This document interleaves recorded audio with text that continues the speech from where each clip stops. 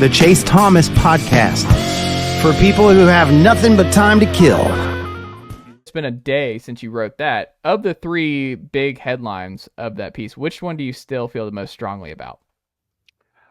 Well, I think the one about Tennessee winning the middle 10 minutes of the game, like that's where the game was won. Like the game was very up in the air with 5 minutes left in the first half. If anything, UCLA was, I wouldn't go as far to say in control, but they had led for most of the game to that point, and everything felt very difficult for Tennessee on the offensive end.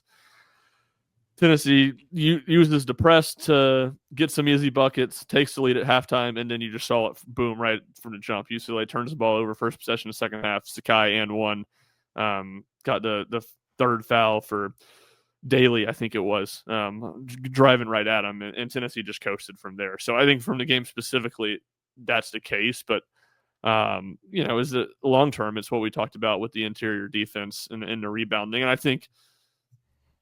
Talking in the locker room to some players and coaches, like there was a sense of two things. One, UCLA's big men can't beat us. We'll let them play isolation one-on-one. They're not good. They will not score enough points to beat us that way. And then two, I think there was a general belief, not that everything was perfect, but in the first 10 minutes of the game, like the post defense has been pretty good. They're just hitting shots. Like stay with it. Don't overreact. Don't panic to this. They'll eventually miss some shots. And I think that was the case. I mean, the Mara guy, like his role was so expanded this weekend. Like I think you saw a guy plays 10 minutes a game, get tired playing 20 to 25 minutes against a team that's as physical as Tennessee and a team that made him work for everything that he got. I think you saw that. I thought you saw completely him being tired and him not being as effective because of that.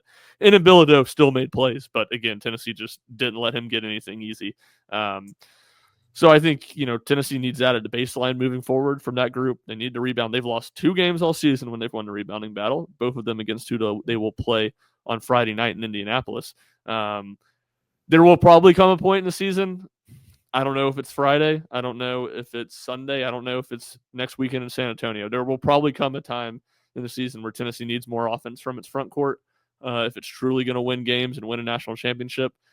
But for the most part, you just need that floor to be higher and be good rebounding, good defense, and let the backcourt drive the bus offensively. And Tennessee can beat a lot of teams if it does that.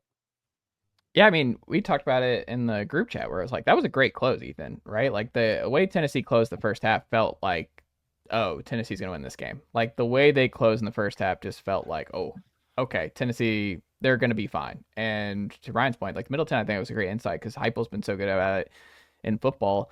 And we'll get more into that as we spend the next 20 minutes on Tennessee's offensive scheme changes here in football. I've written a lot of Middleton takeaways in football over the last 4 years. I think that might have been the first one I've written for basketball. That's like a great like Tennessee sports bar thing to throw out. Like when you want to like really like let people know that you know ball. Be like, one of the things that's underrated about Josh Heupel at his Tennessee tenure is like he's really good at the Middleton. Like, and that's 22, just something. 22 Middleton was Vince McMahon. It was special, man. I can't talk about it. That was Tennessee football 2022 Middleton. They'll still be talking about the Middleton of the double dip that Tennessee did against Florida in 2022.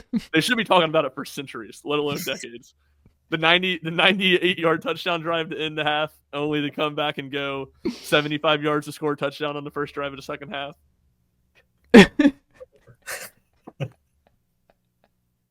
Can't talk about it, man.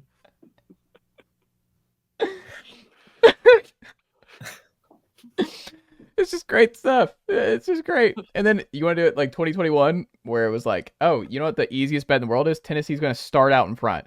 Like Tennessee had that streak of just like having lead. I bet Matt on this very program where I was like, whatever you want to bet, like Tennessee will be leading against Georgia after the first quarter. Like I have no idea. I doubt they're going to be able to hold on. But no one wins the first quarter like 2021 Tennessee. They were first quarter mercenaries, like just electric lost stuff. The second quarter like Tennessee. Yeah, well, hold on. It never continued into halftime. It was never like big. What a first half! It was incredible. What a first quarter. The worst second quarter you've ever seen. Goodness gracious! But hey, it was great stuff. You couldn't be late to a Tennessee football game in 2021. No, You're going to miss the best part. Sure. But that's just the way it is. But anyway, Ethan, back to the serious topics. And like I said, we'll get back into how Christian Gas fits in at the Leo spot in 2025. But before we do that, what did you think of Tennessee using the press in this particular game? Because that was the highlight, was how Tennessee kind of surprised UCLA. What did you make of what Rick Barnes did to really frustrate and give UCLA so many problems with something they'd never seen before? Yeah, that's why I say that this UCLA game was one of the more impressive Rick Barnes coached games of the season. Right there, probably behind Nicely done, nephew. The Chase Thomas podcast. Hell yeah.